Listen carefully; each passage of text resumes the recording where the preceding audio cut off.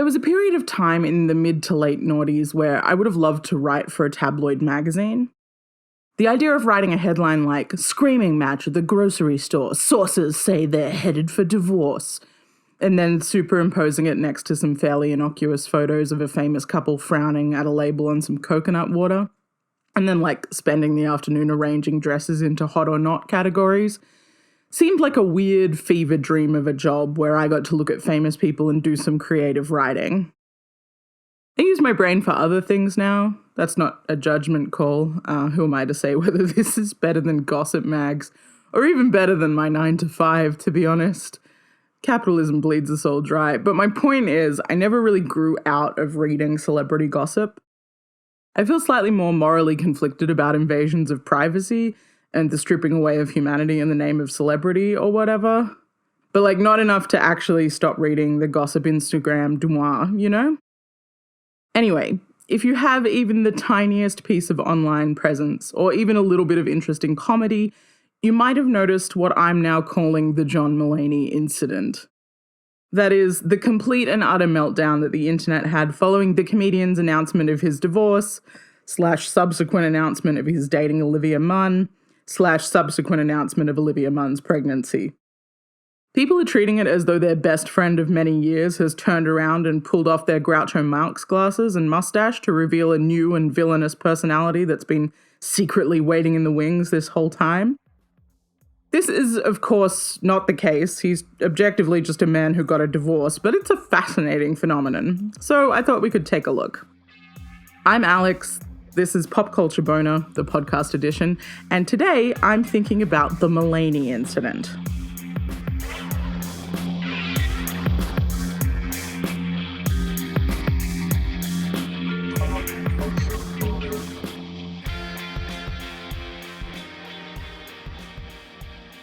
Now, my big rule with famous people is that you should never meet them. Personally, I apply this broadly to all famous people because I long to cease being perceived by mortal eyes, but I think you should really specifically apply it to famous people who are related, no matter how tangentially, to pieces of media that you love. The fastest way to ruin your relationship with a piece of media you love is to talk to the person who made it, because there are an infinite number of ways that can go wrong. You're weird, they're weird, you perceive them to be in a bad mood, they actually are in a bad mood. Your understandings of that piece of media are fundamentally different. They have an overinflated sense of their own craft. Never talk to actors about acting is my second rule. The list is endless, and I genuinely recommend, to avoid the heartache, just never meeting them ever. That being said, for reasons that are not entirely clear to me, I have a little internal counter of Hollywood men who would never hurt me. These are men who, based essentially on vibe alone, I have decided would not do anything that might break my heart. The parameters for things that might break my heart run the gambit from actual crimes to bad political opinions, to being rude to service industry staff, and they're ever shifting. I'll give you an example. Keanu Reeves is on the list. His vibe is that of someone who takes everything in his stride and he's having a nice time. Recently, someone pointed out to him that The Matrix was a trans allegory, and he said, "Oh, I didn't know that. Cool." He's chill. The Rock, perhaps surprisingly for anyone who's ever met me, does not make the cut. Partially because I suspect due to his overall likability, he might do something stupid like run for president or something. I trust him not to commit a crime, but not to refrain from doing something well-meaning but ultimately ill-informed to disastrous effect. Like I said, it's a vibe. The unspoken additional layer to the Hollywood men who would never hurt me list is that they're also men that I think would be kind of fine to accidentally end up in a social situation with. Based on pretty much nothing at all, I've arbitrarily decided that if we were two people who didn't know anyone at a party, or if we were stuck in a lift together or something, we'd probably be fine to chat. I don't want to meet them, but if the social situation suddenly undermined my never meet famous people rule, it would be kind of okay. I'm making jokes about it, but despite its totally arbitrary nature, the list has big implications for my feelings. And the reason I'm telling you all this is not only because John Mulaney is on my list, But I think because his speed run of rehab, divorce, dating, and impending fatherhood has revealed that other people are a little bit less honest with themselves about how they interact with the media they consume and the celebrities involved in creating it. On the one hand, there are people acting like it's the worst betrayal they've experienced in recent times, and on the other hand, people acting like having any sort of interest or investment in celebrity is completely insane. So I thought we could spend some time today looking at what makes this different from other celebrity divorces, media consumption, and the separation of art and artist. You know, simple things, not at all large, unanswerable questions that have plagued people for years. And we're going to do it in 20 minutes. Fine. Doable. Normal, even. Okay. I'm going to start at the top for those of you who are less terminally online than me. As I'm sure you've gathered from the intro, John Mulaney is a stand-up comedian whose work you might have seen on Netflix, specifically Kid Gorgeous, which won an Emmy, or John Mulaney and the Sack Lunch Bunch, which is a delightfully absurdist children's show. I'm doing inverted commas around children's show. I would call the comedy itself a pretty unique blend of confessional and observational. Parts of it are profoundly dark, but everything is discussed with such clean wit and such formal tones that it'd be easy to miss if you wanted to. Across much of his work, Mulaney referenced the process of dating, proposing to, and marrying his wife, Anna Marie Tendler. The jokes ranged from observational snapshots of their life to snippets of sincerity, like in Comeback Kid where he says, "I didn't know being in a relationship could make you feel good about yourself. That's not a joke, that's just a nice thing I like to say." So that's the comedy, but what about the events? What about the incident? In December of 2020, Mulaney checked into rehab for what would later be revealed to be the second time that year. He exited the program this February to live in a sober living facility, and then in May of 2021, his divorce was announced. Page 6 reported that his rep had confirmed the divorce and said, John will not have any further comment as he continues to focus on his recovery and getting back to work. They also reported Tendler's statement saying, "I'm heartbroken that John has decided to end our marriage. I wish him support and success as he continues his recovery." In June of 2021, Mulaney and actress Olivia Munn were spotted on a lunch date in LA, seemingly confirming what all the best gossip corners of the internet had been saying for months. Cheers again to Dumois. And then a couple of days ago in September, after Munn was snapped with a fairly noticeable baby bump, Mulaney appeared on Late Night with Seth Meyers to confirm that he was having a child with Munn. Munn has since gone on to give an interview where she gushes about impending motherhood and supportive Hollywood parents. For her part, Tendler seems to be dedicated to processing the whole thing through art, posting a series of haunting photos on Instagram ahead of an upcoming show at the Other Art Fair in LA. Now, despite the apparent speed run of events, I would argue that this seems like pretty standard celebrity divorce fare, only with slightly less allusions to like mutual or amicable splits through expensive PR firms. The Mulaney incident to me is not so much about the events themselves, but rather the online aftermath of the events. Something about the rapid-fire rehab, divorce, dating, pregnancy timeline really lit a fire under super fans of Mulaney, allegedly casual fans of Mulaney, and people who claim they couldn't care less. Somehow, they've all ended up in a death spiral on social media, having either a meltdown about Mulaney's innocence, a meltdown about his guilt, or a meltdown about how none of this means anything and everyone who has a feeling about it is so very, very stupid. Those who cry innocence seem to fall into two categories, either people who are super fans of Mulaney gushing about how happy he looks and how they miss seeing him on TV, or people who seem to be somehow trying to be objective by saying things like, well, looking at the timeline, it looks like he was already divorced by the time he shacked up with Olivia Munn, and so actually everything is fine and above board. All the replies to the first category are either equally gushy or equally vitriolic. And then with the second category, all pretense of objectivity crumbles the second anyone is questioned, and they seem determined to die on the hill of, the timeline is fine and normal.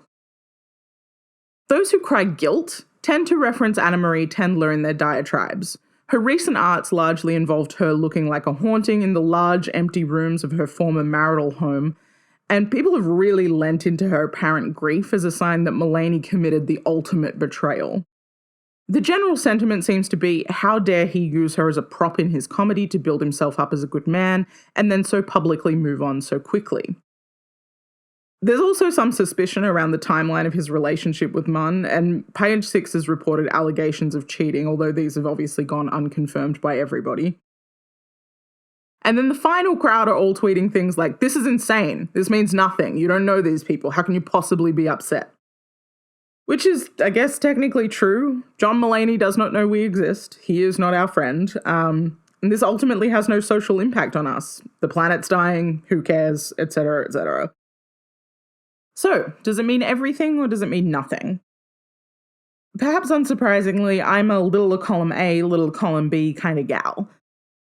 Like I said at the top of this podcast, John Mulaney is on my list of men who would not hurt me.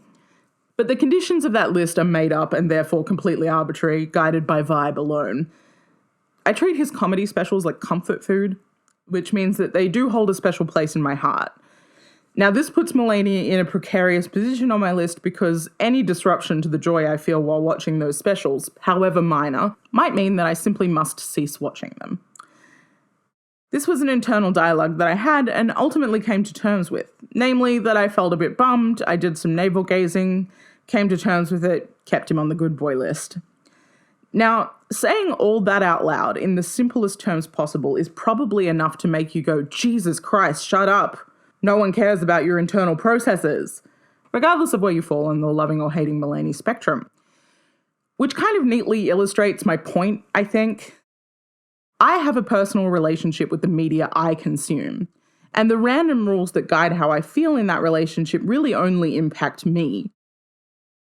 What we're seeing play out on social media is a bunch of people assigning their own morality to a comedian, and either being disappointed when he doesn't live up to it, or being angry when other people's feelings about that comedian change, or being angry whenever people express either extreme out loud. Parasocial relationships are something that we've talked about on the podcast before. The simplest explanation is that it's a term used to describe the relationship between an entertainer and their audience. The term describes something that is not only a normal phenomenon, but also pretty vital to the nature of celebrity as we know it. What I've noticed is that people have taken a half-baked understanding of the word and started to misuse it so profoundly that it's become almost totally devoid of its original meaning. You can see a similar phenomenon with words like abuse or gaslighting, which people have warped to mean hurt feelings, or triggered, which now just means upset. At this point, it's almost become a pathology. Parasocial relationships as things that are exclusively harmful. When people accuse you of having a parasocial relationship with something on Twitter, it's almost always an insult. But I think it's really interesting to note that a lot of the mainstream publications that are publishing think pieces on the Mulaney incident are using the term parasocial relationship in their discussions of fan responses and are using it to structure a scenario where Mulaney was some sort of conscious manipulator of his adoring public and that the cries of betrayal on social media are actually an inevitability. Writing for Vox, Aja Romano compares Mulaney's pregnancy announcement to Kylie Jenner's and concludes that people are less outraged by Jenner's because her public persona has always been one of spectacle, where Mulaney's has been one of relatability. And while she notes that people frequently reevaluate their relationship to particular cultural symbols as their values change, she also says that the problem with Mulaney is that his narrative of domestic bliss through his stand-up was used to further promote his brand and cultivate a fandom. She says, he was a likable, happily married everyman, and that made him approachable and unlike the average Hollywood celebrity. He performed his role so well, in fact, that it didn't feel to the audience like a performance, and so they forgot that it was, and had been all along. She then goes on to align the narrative with the crumbling of Louis C.K.'s image after his sexual assault allegations, saying, this latest instance of a stand-up comedian pretending to be a normal guy but then turning out to have the same cliched problems as so many other white men in Hollywood feels like a dirty twist. It isn't the narrative that we were promised. Which is an objectively insane reach. Someone falling out of love and getting a divorce and someone vigorously wanking in front of a person to the point where they quit their stand-up career are two very different things. I do think that there's something here, I just don't think we can walk it out to this extreme. I think what's actually interesting about the Mulaney incident is the changing nature of fame and its relationship to an art form. We've all seen big celebrity splits before. Brad and Jennifer, Brad and Angelina, Tom and Nicole, Tom and Katie, Ben and Jen, Ben and other Jen. There's a lot of repeat offenders here. Anyway, not my point. My point is the people were not moved by these splits. Sure, people had some thoughts. That Nicole Kidman on the day her divorce was finalized picture does the rounds every so often, as it should. Great photo. But no one spent huge swaths of time melting down about it on the internet. Or like they did, but they weren't average people. I've seen some real normies have some very strong opinions on the Mulaney incident. And I think the key difference is the art form. The splits that I've mentioned are actors, and they're ultimately filtering emotion and relatability through a script or a specific piece of media. Comedy, perhaps more than other art forms that ask you to put your face to your name, requires a certain level of authenticity or relatability. At the very least, it requires comics to personally bring the room along with them as they work through filtered thoughts and feelings that are often designed to be delivered as though they're unfiltered or off the cuff. Think about Bo Burnham's Inside again for a second. That show is a bit absurdist, but it also feels so personal and relatable that it's a little bit like watching a man have a breakdown on screen.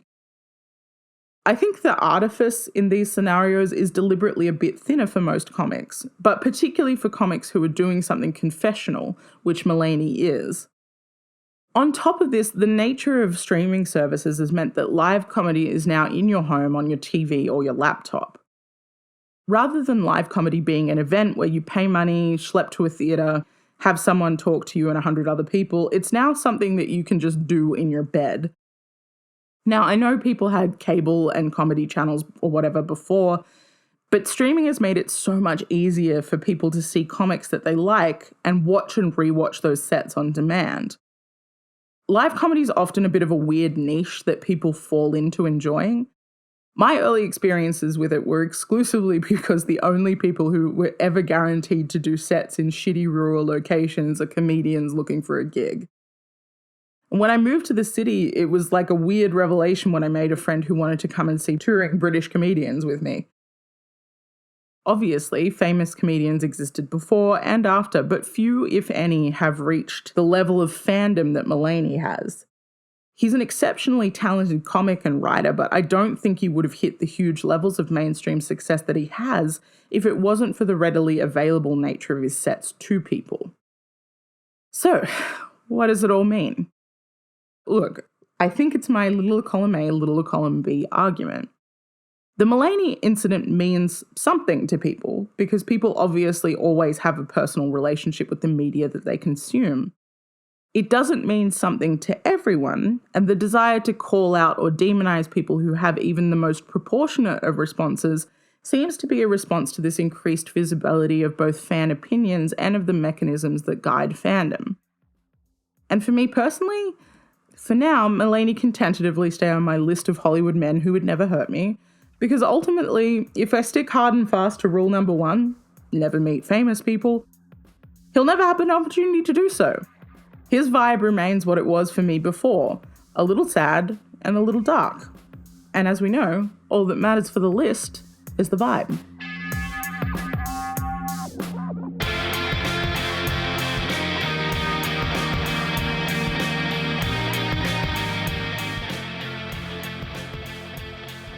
Well, that was my attempt at navigating the very complex online meltdown around John Mulaney without getting caught up in my own not insignificant feelings on the subject. To be totally honest with you, it's helped me work through some stuff, and I think I'm probably going to rewatch the Sack Lunch Bunch, specifically the song Do Flowers Exist at Night, which I think about so often. If you've got a favourite Mulaney line or even just a favourite stand-up comedian, talk to me about it next time you see me at the pub. Peace.